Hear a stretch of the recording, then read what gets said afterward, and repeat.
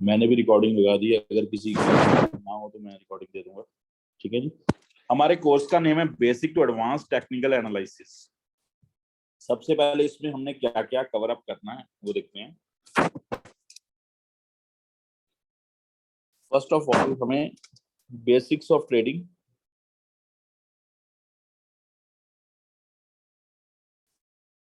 Second what is derivatives, third future and options,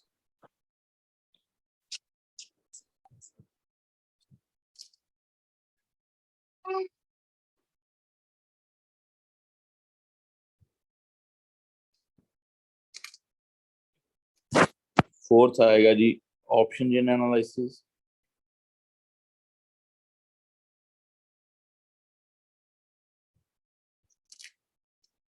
fifth आएगा candlesticks, six support and resistance,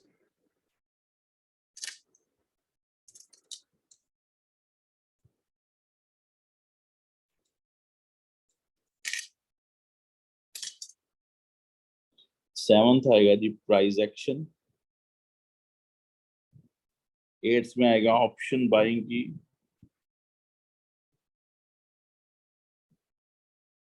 strategies,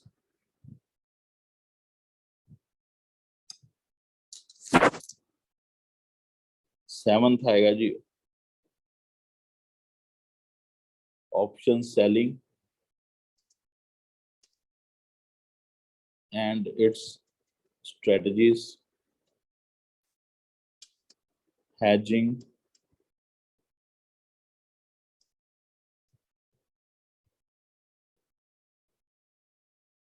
Fibonacci law, 10th पे आएगा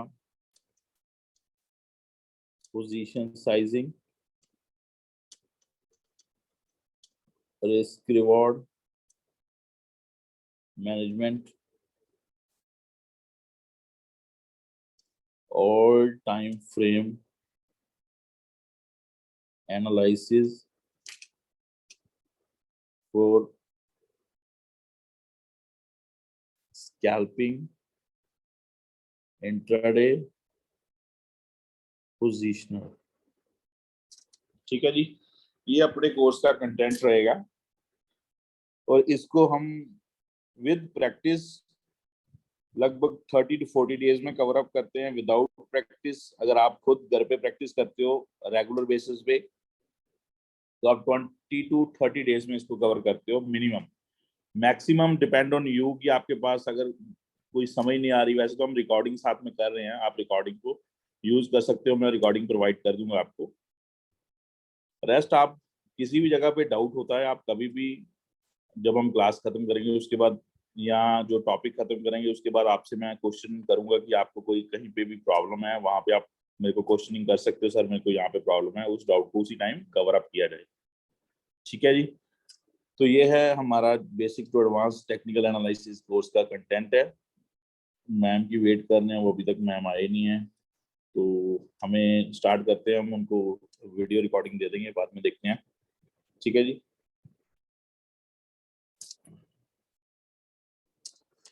अब आ जाओ शुरुआत में, what is trading. Trading actual में है क्या? एनीथिंग बाय और सेल उसको हम ट्रेडिंग बोलते हैं। किसी भी चीज को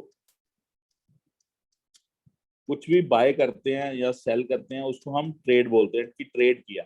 चाहे वो एक स्टॉक्स हो, चाहे वो ऑयल हो, चाहे हो शुगर हो, चाहे क्लोथ हो, चाहे वो अपना ये जो हम ग्रोसरी के आइटम्स हैं उसको बोलते हैं। जैसे पुराने जमाने में क्या होता था, आज से कोई 20 ईयर अगो बैक, हम 20 ईयर बैक हम अगर बात करते हैं तो वहां पर जब धीरू भाई अंबानी जी ने या 30 ईयर बैक या 40 ईयर बैक उन्होंने स्टार्ट किया था, उन्होंने जब स्टार्ट किया था अपना करियर एज ए ट्रेडर ही करियर स्टार्ट किया था, लेकिन उन्होंने स्टॉक मार्केट में एज ए करियर नहीं स्टार्ट किया था, उन्होंने एज ए करियर इन कपड़े में उन्होंने बाहर जाके फॉरेन में जाके कपड़े में बाय सेल किया था, ट्रेड किया था। फिर उन्होंने शुगर में, क्लॉथ में, ऑयल में, ये अपना आटे में हर जगह में ऐसे वो, और उनका जो ट्रेडिंग का करियर है वहां से स्टार्ट हुआ और रेस्ट बाद में इंडिया आए और उसके बाद उन्होंने अपनी कंपनी खोली और स्टॉक मार्केट में लिस्ट करवा कर स्टॉक मार्केट में ट्रेडिंग को स्टार्ट किया। ठीक है जी। अब ट्रेडिंग का मतलब आपको समझ आ गया, एनीथिंग बाय एंड सेल वो ट्रेड होता है, उसमें प्रॉफिट एंड लॉस आना दैट्स अ डिफरेंट थिंग, वो बात की बात है।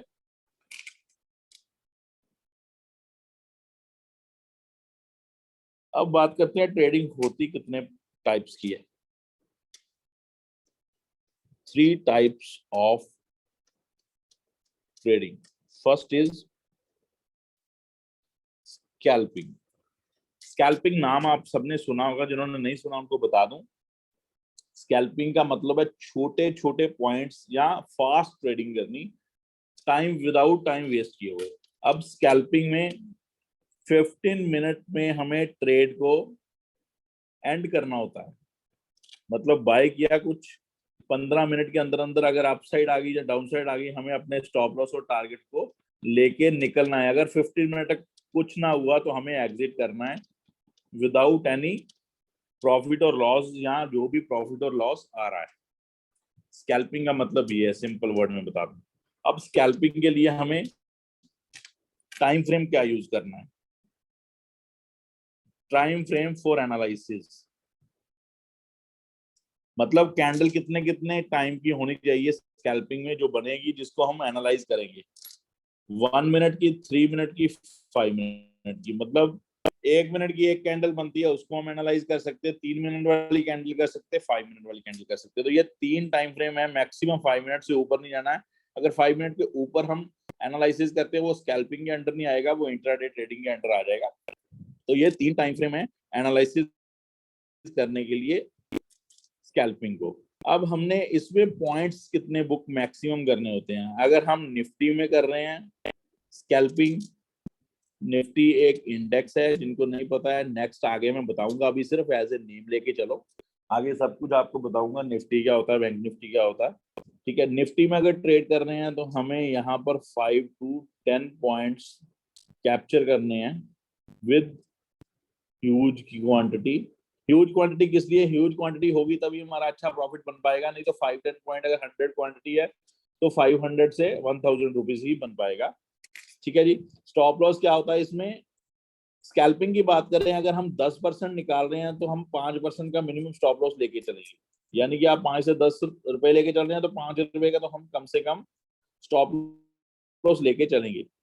बैंक निफ्टी की बात करें, बैंक निफ्टी में मूवमेंट थोड़ी ज्यादा होती है, इसलिए हम यहाँ से 20 to 30 पॉइंट्स के लिए कैप्चर करने के लिए स्टे कर सकते हैं 15 से 20 पॉइंट का स्टॉप लॉस के साथ। फिनांस निफ्टी को सेम हम निफ्टी के साथ ही मैच करते हैं, उसका सिमिलर वे में हम पॉइंट को कैप्चर करेंगे। ठीक है, ये है स्कैल्पिंग, ये होती है स्कैल्पिंग। स्कैल्पिंग सबसे ज्यादा रिस्की प्रोडक्ट है, रिस्की टास्क है, लेकिन इसमें हाईली प्रॉफिटेबल बन सकता है बंदा, अगर उसकी माइंडसेट, उसकी साइकोलॉजी काफी अच्छी हो, उसको मालूम हो कि कब मेरे को निकलना है, कब मेरे को एंटर करना है, कहाँ पे मेरे को अपने ट्रेड को काटना है, कहाँ पे मेरे को ट्रेड को होल्ड करना है, ये पता होना चाहिए स्कैल्पिंग में। और आपका दिमाग इतना फास्ट काम करना चाहिए कि आप अगर 1 सेकंड में भी कहीं सोच में पड़ गए या किसी प्रॉब्लम में, आपके दिमाग में कोई और थॉट चल रहे हैं, कहीं आपके घर की कोई प्रॉब्लम या कोई बिजनेस की प्रॉब्लम या किसी और चीज की प्रॉब्लम है, तो आप साथ में स्कैल्पिंग कर रहे हैं, तो आपको मैं बता दूं आपको बहुत बड़ा लॉस होगा। प्रॉफिट तो बहुत दूर की बात है, क्योंकि स्कैल्पिंग जो है फ्री माइंड में की जाती है, कि इसमें आप अगर आपके माइंड में थोड़ा बहुत थॉट्स भी अलग आते हैं ना, तो स्कैल्पिंग आपको मार देगी, आपके पास टाइम ही नहीं देगी ये आपको एग्जिट करने का, और आप सोचते रह जाओगे एग्जिट करूं, करने लगा हूं, करता करता करता आपका प्रॉफिट और लॉस में बदल जाएगा, लॉस जो है बिग हो जाएगा। तो इसलिए स्कैल्पर तभी बनना है जब आप इंट्राडे ट्रेडिंग में अच्छे खासे प्रॉफिटेबल बन जाओ, उसके बाद स्कैल्पिंग को आप एज ए पहले इस्तेमाल करके देखो कि आप क्या स्कैल्पिंग आपके लिए बनी है या नहीं, क्योंकि स्कैल्पिंग हर किसी के लिए नहीं बनी है, स्कैल्पिंग के लिए हर कोई बना है। मतलब हर कोई चाहता स्कैल्पिंग करना है, लेकिन स्कैल्पिंग हर किसी को सूट नहीं करती। रीजन, रिस्क रिवॉर्ड, क्योंकि एकदम से 3-4-5 रुपए ऊपर नीचे हो जाना, तो उसमें अगर हैवी क्वांटिटी है तो उसमें रिस्क रिवॉर्ड मैनेज करना भी किसी का हो पा रहा है या नहीं हो पा रहा है। कोई बंदा आराम से ट्रेड लेके टेंशन फ्री होके ट्रेड करता है, कुछ लोग बोझ डालकर टेंशन लेके ट्रेड करते हैं। ये एक्चुअल में टेंशन लेके ट्रेड करने वाली चीज है, लेकिन दिमाग में टेंशन अगर पड़ रही है स्कैल्पिंग के कारण तो आप गलती कर दोगे, अगर नहीं पड़ रही है तो ज्यादा इजी है। सो आपके लिए स्कैल्पिंग बनी, अदरवाइज स्कैल्पिंग आपके लिए नहीं बनी। ठीक है जी, ये है स्कैल्पिंग का सारा लेखा जोखा। अब आगे करते हैं इंट्राडे ट्रेडिंग। सेकंड क्या है? Intraday trading. इंट्राडे ट्रेडिंग को हम बोलते हैं डे ट्रेडिंग। स्कैल्पिंग में किसी को प्रॉब्लम है तो बता दो मेरे को, मैं पूछना भूल स्कैल्पिंग गया में था। सर क्वांटिटी कितनी लगी है? आपकी आवाज थोड़ी कम आई, क्या बोले सर? फिर से बोलना। स्कैल्पिंग में मैं ट्रेडिंग क्वांटिटी कितनी लगी है सर? सर ये तो आपको मैनेज करना है ना, ये तो आपको देखना है ना, आपके पास फंड कितने हैं, उस हिसाब से आप कितना रिस्क ले रहे हो। 1 लाख का फंड लेके चल रहे हो, ओके 5% का रिस्क ले रहे हो, तो 5,000 का रिस्क है, 5,000 के हिसाब से क्वांटिटी कर लो आप। अगर आप निफ्टी में काम ओके कर रहे हो, 5 से 10 रुपए का स्टॉप लॉस ले रहे हो, 5 से 10 का टारगेट ले रहे हो, उस हिसाब से क्वांटिटी रखो। ये आपको सब कुछ मेजर करना पड़ेगा सबसे पहले। अगर आप कभी भी ट्रेडिंग में ओके उतरते हो, आपको स्कैल्पिंग हो इंटरडे हो, आपको पहले मेजर करना है आपके ट्रेड को, कि आप कितने पॉइंट को कैप्चर करना चाहते हो, कितने पॉइंट का उसके अगेंस्ट स्टॉप लॉस, उस हिसाब से क्वांटिटी। पहले क्वांटिटी ठीक है सर। सोचोगे, बाद में ट्रेड के स्टॉप लॉस और टारगेट सोचोगे, देन आप कहीं ना कहीं भी अपने साथ आप वही बोलते ना जुआ है, वो जुआ ही खेल रहे होते, क्योंकि पता ही नहीं है ओके आपको कि आपकी रिस्क कितना है। रिस्क को पहले मैनेज करना है। Intraday trading second is intraday trading. Intraday trading is safe as compare scalping. ठीक है जी। इंट्राडे ट्रेडिंग सुबह 9:15 से लेके 3:15 बजे तक आपके पास अपॉर्चुनिटी है बुक करने की, प्रॉफिट और लॉस। ठीक है जी। इसको हम 15 मिनट, 30 मिनट और 1 आवर का टाइम फ्रेम यूज करते हैं एनालिसिस करने में। सर अपना वो कर लो आप म्यूट। ठीक है जी। 15 मिनट, 30 मिनट और 1 आवर, ये 3 टाइम फ्रेम यूज होते हैं इंट्राडे ट्रेडिंग के लिए। और इंट्राडे ट्रेडिंग में आपको इजी वे में आप सारा दिन बैठ सकते हो 3:15 बजे तक सुबह का ट्रेड लेकर, लेकिन आपको बस एडजस्ट क्या करना है, क्वांटिटी, स्टॉप लॉस और टारगेट। अगर आप सही टाइम पे एंट्री ले रहे हो, सही स्टॉप लॉस रख रहे हो। अब क्वेश्चन होगा स्टॉप लॉस क्या है? स्टॉप लॉस इज जहां पर हमारा लॉस ऑटो कट हो जाए। मतलब हमने अगर 1,000 रुपए का लॉस सोचा हुआ है, तो हम जैसे 100 रुपए की चीज ली है, 98 रुपए पे आती है तो हमारा 1,000 का लॉस आ जाता है, तो 98 हम स्टॉप लॉस के अंदर फिल कर देंगे। वो ऑप्शन होती है डीमैट में। ऑटोमेटिकली 98 पे जब आएगा ट्रेड का प्राइस, उस जो हमने ट्रेड लिया हुआ, तो ऑटो स्केयर ऑफ हो जाएगी हमारी पोजीशन। ठीक है जी। तो ये होता है स्टॉप लॉस।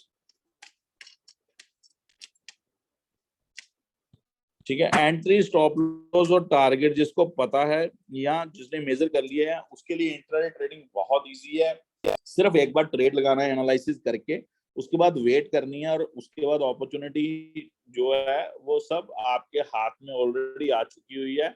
आपने सिर्फ उस अपॉर्चुनिटी को बुक करना है। जब आपको प्रॉफिट दिखे या आपका स्टॉप लॉस आए या आप उसमें बने रहोगे तब तक, जब तक आपका टाइम इंट्राडे का खत्म नहीं हो रहा, यानी 3:15 नहीं हो रहे। और 3:30 बजे मार्केट बंद होती है, लेकिन 3:15 बजे ऑटो स्केयर ऑफ हो जाती है इंट्राडे ट्रेडिंग की पोजीशन। 3:15 के आसपास अगर आपके छोटा प्रॉफिट आ रहा है, आपका टारगेट नहीं अचीव हुआ, तब भी आपको निकलना है।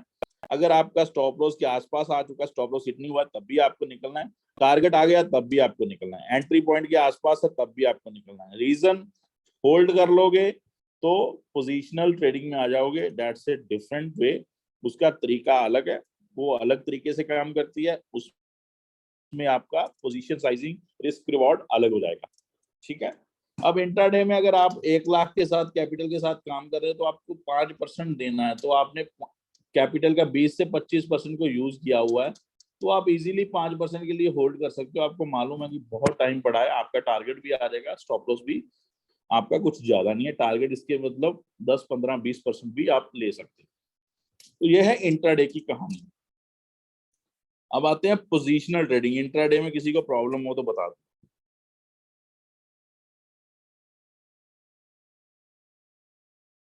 Positional trading, third is positional trading. अब positional trading is again a risky task.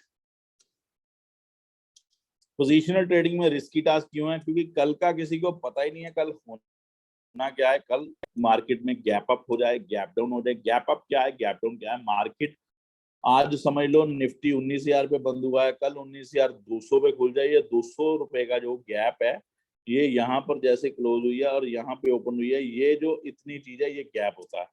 ये गैप अप गैप डाउन होती है। मार्केट कंडीशन ग्लोबलाइज के ऊपर डिपेंड होती है, क्योंकि सारा ही वर्ल्ड एक दूसरे के ऊपर डिपेंड है आजकल। और आजकल इंडिया को फॉलो कर रहा है just because India is the one of the country जो ग्रो कर रही है सबसे fast.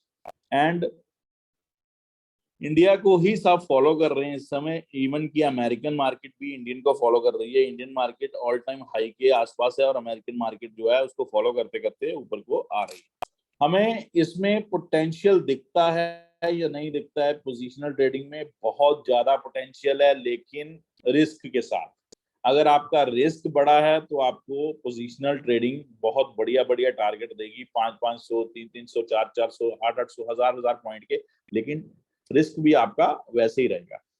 Gap up gap down होने के रीजन होते हैं मार्केट में, कहीं किसी देश का किसी देश के साथ कोई लड़ाई हो जाए इमीडिएटली, कोई पता नहीं आजकल के टाइम का, कोई ऐसा वायरस आ जाए जिसके कारण प्रॉब्लम्स आ जाए, कोई ऐसी धमकी, कोई ऐसी प्रॉब्लम्स। आजकल ड्रोन चले हुए हैं, कोई भी कंट्री में किसी भी तरीके से अंदर घुस के कोई भी लड़ाई कर लेता है। छोटी मोटी कंट्रियों में तो आम चल रहा है। यूक्रेन रशिया में तो देखो, अभी परसों जो कल परसों की बात है, यूक्रेन ने अपने ड्रोन्स को भेजा है रशिया में और रशिया में जाके उसने ब्लास्ट किया है। तो इतनी बड़ी कंट्री रशिया जो उनके ड्रोन्स को नहीं पकड़ पाई, तो ऐसी ये चीजें कभी भी हो सकती है। तो हमें इसके लिए प्रिपेयर रहना पड़ेगा। यहाँ कोई अब जैसे फॉर एग्जांपल आरबीआई या ये यूएस के फेड अपने रेट जो हाइक्स कर रहे हैं, तो उनके कारण में मार्केट के ऊपर इम्पैक्ट पड़ रहा है। बॉन्ड यील्ड बढ़ जाती है। बॉन्ड यील्ड क्या होती है कि आपके जो बॉन्ड्स हैं उनके ऊपर जो परसेंटेज ऑफ रिटर्न्स है वो इंक्रीज हो जाते हैं, उसके कारण भी, जो कि स्टॉक मार्केट के उसे ऊपर सीधा सीधा इफेक्ट करते हैं। तो बहुत सी न्यूज होती हैं, आपको न्यूज वगैरह इसके लिए बहुत ज्यादा आपको अपडेटेड रहना पड़ेगा अगर आप पोजिशनल ट्रेडिंग कर रहे हो। सिंपल सी बात है। पोजिशनल ट्रेडिंग में हमें 4 आवर, 1 डे, इवन 1 आवर का भी टाइम फ्रेम आप यूज कर सकते हो, ठीक है, एनालिसिस के लिए। सीधी सीधी इसमें ये चीज है। इसमें रिस्क रिवॉर्ड मैनेज करना थोड़ा सा हार्ड होता है, क्योंकि हमें पता ही नहीं है हम कितने रिस्क के साथ नेक्स्ट डे जा रहे हैं। नेक्स्ट डे हम 100 रुपए पे कुछ बाय करके बैठे हैं, नेक्स्ट डे गैप डाउन हो जाए 10 रुपए की ओपन हुआ, तो 90 रुपए का रिस्क हमने सोचा ही नहीं था, हम बेच ही नहीं पाएंगे। कोई स्टॉप लॉस भी काम नहीं करेगा क्योंकि ये गैप डाउन ओपन हुआ है। तो इसलिए मैं तो इसको प्रेफर करता ही नहीं हूँ। ये प्रेफर कब करना है? जब आपके पास एक्स्ट्रा मनी है, आपने गंवानी है, उसके बदले आप कुछ लेके आ जाओ तो ही प्रेफर करो। Otherwise positional trading is highly risky. ये स्कैल्पिंग से भी ज्यादा रिस्क है। स्कैल्पिंग में तो हमारे हाथ में है कि अभी पोजीशन काट देंगे, क्योंकि 15 मिनट की गेम है। ये तो गेम ही सारी होल्डिंग की है, पोजिशनल की है। आज का होल्ड किया, कल परसों, एक हफ्ता, 2 हफ्ते, महीने तक हम होल्ड कर सकते हैं।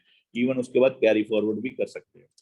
तो ये है पोजिशनल ट्रेडिंग। 3 तरह की ट्रेडिंग होती है। तीनों तरह की ट्रेडिंग में आपको बेसिक्स बता दिए हैं। अब नेक्स्ट चलते हैं।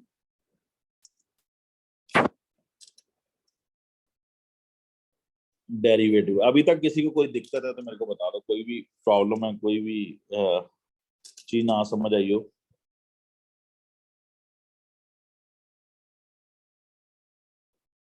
सबको आ गई समझ?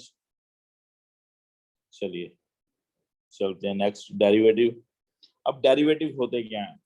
देखो जी, डेरिवेटिव में पहले मैं बता दूं डेरिवेटिव होती क्या है, बाद में बात करता हूँ। डेरिवेटिव में 2 तरीके से काम हो जाएगा, सिंपल वर्ड में समझ लो। इसमें कोई भी रॉकेट साइंस नहीं है। इसको समझने के लिए आपको समझ नहीं लग रही कैसे हम पहले सेल करेंगे बाय करेंगे। डेरिवेटिव में कुछ भी चीज, यानी कि स्टॉक्स, हम पहले बाय कर सकते हैं, बाय करके सेल कर सकते हैं, इवन वाइस वर्सा सेल करके भी बाय कर सकते हैं। डेरिवेटिव में एक ऐसी ऑप्शन होती है जिसमें हमें पहले यानी कि डाउन साइड में 100 रुपए पे कोई चीज बाय करके 120 रुपए पे हमने बेची तो 20 रुपए का हमें प्रॉफिट आया, ये हमारी आ गई बाय सेल ऑप्शन बायर के रूप में। ऑप्शन सेलर जहाँ फ्यूचर सेलर क्या करता है, 120 रुपए पे इसको सेल करता है पहले। अब बोलोगे कि सेल कैसे कर दिया, उसके पास तो है ही नहीं।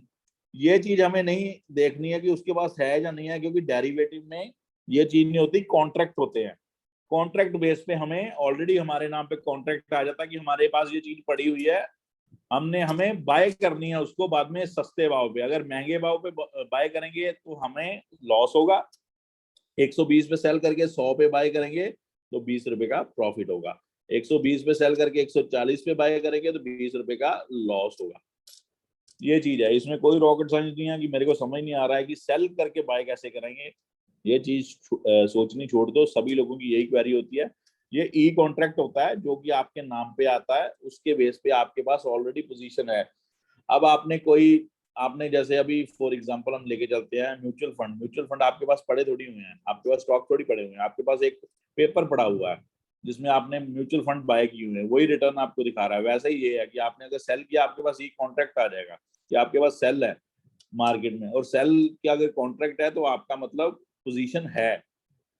ये नहीं है कि आपको पोजीशन बाय करनी पड़ेगी, बाय तो आपने उसको स्केयर ऑफ करने के लिए करना। ठीक है, यहाँ पे किसी को दिक्कत है अभी पूछ लो।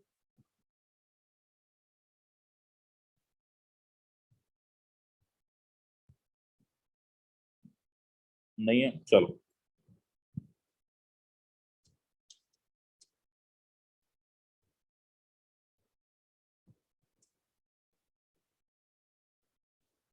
अब डेरिवेटिव में पहले इसकी डेफिनेशन देख लें। Contract between buyer and seller. अब देखो इसकी डेफिनेशन ही सिंपल है, contract between buyer and seller. Buyer and seller के बीच में कॉन्ट्रैक्ट है, उसको हम डेरिवेटिव बोलते हैं। अब कॉन्ट्रैक्ट किसके नाम पे होता है, वो होता है सेलर के नाम पे, क्योंकि इसने एक्स्ट्रा पैसा दिया होता है। क्यों एक्स्ट्रा पैसा क्यों दिया होता है, क्योंकि इसने जब कुछ सेल करना है ना पहले, तो 200 रुपए पे सेल की है कोई चीज, उसको वो कहाँ तक पहुंच सकती है, इन्फिनिटी तक पहुंच सकती है ना। अपसाइड तो हमारी हाथ में ही नहीं है कहीं पे भी, लेकिन डाउन साइड में तो आखिर में जीरो ही होगी। मतलब unlimited risk and limited profit के लिए उसने सेल किया है। मतलब 200 वाली चीज आखिर में जीरो होगी, ऊपर बढ़ते समय तो उसका कोई ठिकाना ही नहीं है, 500 होनी, 1000 होनी, 2000 होनी, 4000 होनी, 10,000 होनी, लाख होनी, 2 लाख होनी, 10 लाख होनी, 20 लाख होनी। डिपेंड ऑन टाइम है कि टाइम खत्म होता है कि नहीं होता, नहीं तो इन्फिनिटी तक पहुंच सकती है। तो हाईली रिस्की होता है सेलर के लिए। तो सेलर को क्या करना पड़ता है, कुछ भी सेल करने के लिए एक्स्ट्रा मार्जिन देना पड़ता है। जो ट्रेड करते हैं वन लॉट के साथ, वो हम अगर 2 से 3 हजार में बाय कर रहे हैं तो हम सेलिंग में उसको 1 लाख में सेल कर रहे हैं, just because of unlimited risk.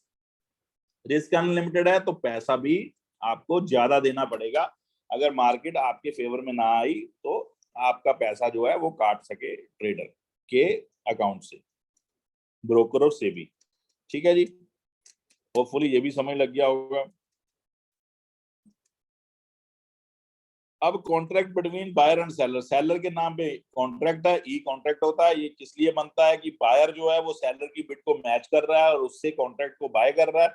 जैसे ही बायर बाय करेगा तो बायर मुकर नहीं सकता कि मैं कॉन्ट्रैक्ट, मेरे को ये पोजीशन नहीं चाहिए, मेरे को ये नहीं सूट कर रही है, ऐसा वो कभी नहीं कर सकता। इसलिए ई कॉन्ट्रैक्ट सेबी के द्वारा बनता है। ये कॉन्ट्रैक्ट हमारी ईमेल में आता है, हमने कभी देखा भी नहीं होगा क्योंकि हमें जरूरत ही नहीं है। हम तो ट्रेड करके अपना प्रॉफिट लॉस करके बाद में अपने अपने काम पे बैठ जाते हैं, तो जरूरत ही नहीं पड़ती। अब डेरिवेटिव का आपको डेफिनेशन समझ आ गई होगी, होप सो आपको ऑप्शन सेलर का भी पता चल गया होगा, ऑप्शन सेलर क्या है और कितना रिस्क के साथ वो काम करता है। अब बात करते हैं डेरिवेटिव में होता क्या है। Future and options. डेरिवेटिव में दो चीजें होती हैं, एक होती है फ्यूचर, एक होती है ऑप्शंस। वैसे होती और भी चीजें हैं लेकिन वो हमारे स्टॉक मार्केट के लिए नॉट एलिजिबल। हमारे लिए जो एलिजिबल है हम वही करेंगे, फ्यूचर एंड ऑप्शंस। सब ऑप्शंस को हम छोड़ देंगे, अभी फ्यूचर के ऊपर कॉन्सेंट्रेट करते हैं। फ्यूचर क्या है, जितना भी ये बाय सेल होता है ना, ये सब का ना एक रिकॉर्ड होता है, डाटा होता है। ये डाटा ना फ्यूचर में हमें दिखता है, उसके जरिए क्या है, हम एस्टिमेट करते हैं मार्केट अपसाइड जाएगी या डाउन साइड जाएगी। मतलब प्रिडिक्शन करते हैं उस डाटा के ऊपर कि मार्केट में कितने कॉन्ट्रैक्ट बाइंग पे या कितने सेलिंग पे, उस बेस पे हमें कहाँ पे रेजिस्टेंस, कहाँ पे सपोर्ट दिख रही है फ्यूचर में, तो हम उसको देखें और वहां से हम एस्टिमेट लगाएं मार्केट 200 से 300 जा सकती है या 200 से 100 आ सकती है, सिंपल वे में। ठीक है जी। और फ्यूचर जो होता है वो स्टॉक प्राइस जो होता है उससे 2-4 पे ऊपर होता है। स्टॉक का प्राइस अगर 1000 पे चल रहा है तो फ्यूचर का 1010 रुपए चल रहा होगा। तो जैसे हमारी शेडो हमारे साथ साथ चल रही है, वैसे ही फ्यूचर जो स्टॉक के साथ साथ चल रहा है। और फ्यूचर का एक टाइम पीरियड होता है, हर कॉन्ट्रैक्ट जो होता है वो ज्यादा से ज्यादा मंथली का होता है। एक्सपायरी होती है उसकी मंथ के लास्ट थर्सडे। फ्यूचर हो चाहे ऑप्शन हो, जो मंथली है वो लास्ट थर्सडे होगा, जो वीकली होगा वो ऑप्शन में होगा, वो बाद में बताएंगे। अब फ्यूचर का जो एक्सपायरी है वो मंथली लास्ट थर्सडे। फ्यूचर में दो चीजें होती हैं, एक होता है स्टॉक्स, एक होता है इंडेक्स। इंडेक्स में क्या क्या आता है? Nifty 50, bank Nifty, finance Nifty, mid cap Nifty.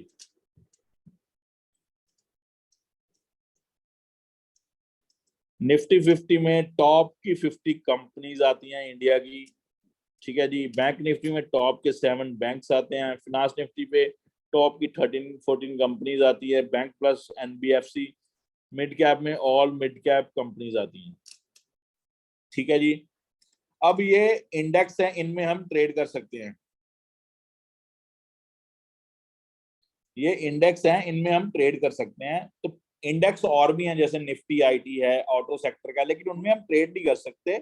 उनमें हम म्यूचुअल फंड के जरिए ईटीएफ में, फंड्स में हम पैसा लगा सकते हैं। यहाँ भी हम ट्रेड कर सकते हैं इनमें। अब इनका ना एक लॉट साइज होता है। अब लॉट क्या होता है? लॉट होता है बंडल ऑफ स्टॉक को एक लॉट में डाला। जैसे कि 10 स्टॉक को एक में डाल दिया, मतलब आप एक स्टॉक नहीं खरीद सकते, एक लॉट खरीदोगे 10 स्टॉक आ जाएंगे आपको। ऐसे निफ्टी 50 का होता है 50 का, बैंक निफ्टी का होता है 15 का, फिनांस निफ्टी का 40 का, मिड कैप निफ्टी का 75 का। ठीक है जी। अब इंडेक्स पे यहां पर आ जाए आगे, आपको इंडेक्स समझ आ गया। इंडेक्स की एक्सपायरी एवरी मंथ की होती है। ठीक है जी। लेकिन एक्सपायरी अलग अलग होती है। निफ्टी एंड बैंक निफ्टी की एक्सपायरी है एवरी मंथ के लास्ट थर्सडे। निफ्टी फाइनेंस जो है उसकी एवरी मंथ के last Tuesday. Mid cap Nifty की एवरी मंथ के लास्ट वेंसडे। ठीक है जी। लेकिन स्टॉक्स की जो एक्सपायरी होती है वो सिमिलर होती है मंथ के लास्ट थर्सडे। इसमें कोई चेंजेस नहीं होती, इसमें सिमिलर रहता है। फ्यूचर में दो चीजें होती हैं, इंडेक्स एंड स्टॉक। इंडेक्स की एक्सपायरी हर इंडेक्स की अलग अलग है। आने वाले दिनों में बैंक निफ्टी भी अलग होने वाला है, सितंबर में, माइट भी ये मंडे को हो रहा है। ठीक है। स्टॉक्स की यही रहेगी, निफ्टी की यही रहेगी, फिनांस निफ्टी की यही रहेगी, मिड कैप निफ्टी की यही रहेगी। यहां तक कोई भी दिक्कत है अभी बता दो, क्योंकि यहां तक मैं आज का खत्म करूंगा, लेकिन इसके ऊपर आपको क्वेश्चनिंग होगी अभी, सो डैट आप मेरे को पता चल सके कि आपको समझ आ गया। अभी तक कोई प्रॉब्लम है पहले ये बता दो।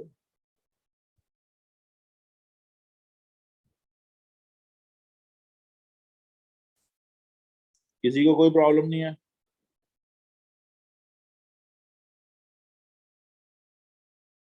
ठीक है। चलिए, फिर क्वेश्चन मैं नाम के साथ पूछूंगा, सो डैट आपको समझ आ जाए। मैं इसको पहले डिलीट कर देता हूँ।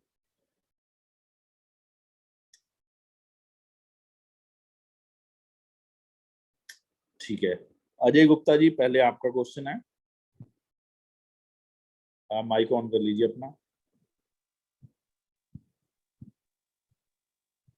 अजय गुप्ता।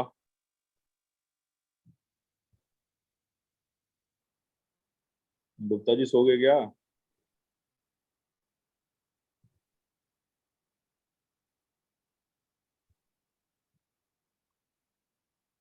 चलो गुप्ता जी है नहीं। नवरूप मैम आपको, यस सर। हाँ जी मैम, अगर हम बात करते हैं कि इंडेक्स की इंडेक्स की एक्सपायरी है, फिनांस निफ्टी की एक्सपायरी एंड लॉट साइज क्या है?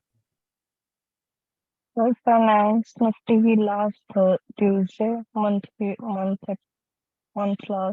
Last Tuesday.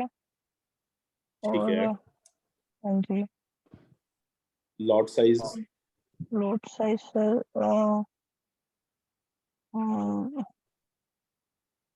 10 समथिंग। 40 का, हाँ 40 स्टॉक का एक। 40 स्टॉक। ठीक है हाँ जी। जी। और अगर हम स्कैल्पिंग करते हैं तो हमें कौन से टाइम फ्रेम के ऊपर एनालिसिस करना चाहिए? सर स्कैल्पिंग में 1 मिनट, 3 मिनट और 5 मिनट लास्ट, उससे 15 ओके मिनट का ट्रेड नहीं, होता है ठीक हमारा। है मैम, ठीक है। यहाँ पे ऑप्शन सेलर अगर है तो उसको मार्जिन क्यों देना पड़ता है? Repeat sir. ऑप्शन सेलर को मार्जिन क्यों देना पड़ता है?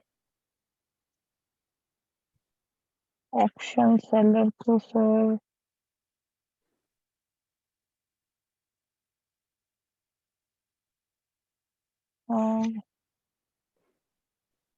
मिस है।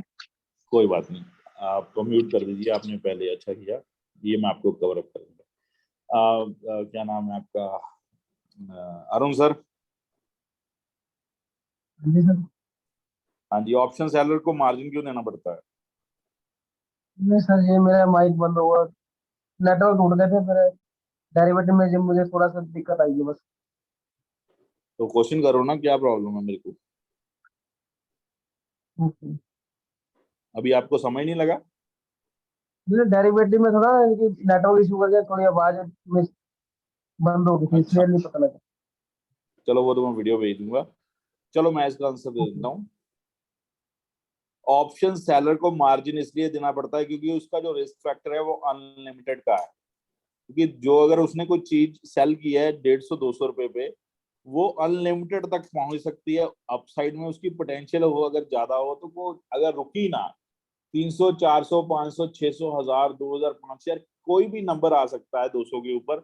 लेकिन जब वो एज ए अपने रिवॉर्ड की तरफ जाए तो 200 के नीचे कहाँ तक जा सकती है? लास्ट तो जीरो ही होगा ना। तो इसलिए जो रिस्क रिवॉर्ड है उसका, वो अनलिमिटेड रिस्क के साथ लिमिटेड रिवॉर्ड के लिए ऑप्शन सेल करता है, जिसके कारण उसको मार्जिन फैसिलिटीज जो है नहीं मिलती, उसको एक्स्ट्रा मार्जिन देकर सेल करनी पड़ती है। ठीक है जी, होपफुली आपको समझ आया हो। मैम आपको आ गया Navroop ma'am? Yes yes yes sir. ठीक है जी। यस यहाँ सर। तक आपके पास मैं वीडियोस भेज रहा हूँ या आपने नोट्स बनाए हो तो भी आप इसको प्लीज प्रैक्टिस कर लेना। कल हमने ऑप्शंस को करना है और साथ में स्ट्राइक प्राइस को पढ़ना है। मैं ज्यादा लंबा इसलिए नहीं खींचता हूँ क्योंकि रीजन बिहाइंड आपके माइंड में सारा कुछ एक साथ इकट्ठा हो गया तो आपको प्रॉब्लम्स आएंगी। जैसे आपका फ्लो बन जाएगा हम स्पीड भी उठा देंगे। ठीक है जी। यहाँ तक सभी को अगर प्रिपेयर है तो हम आज की क्लास यहीं पे खत्म करते हैं, और ये जो मैं वीडियोस हैं वो आपको शेयर कर देता हूँ। ठीक है जी। ओके। Okay sir. और नवरूप मैम आपकी फीस आने वाली है। Yes sir yes sir. हाँ जी, आप भेज देना। एंड दूसरे मैम ने ज्वाइन नहीं किया अभी। चलिए ठीक है। Okay sir. Okay ma'am, thank you. Okay everyone, thank you very much, good night. Thank you sir.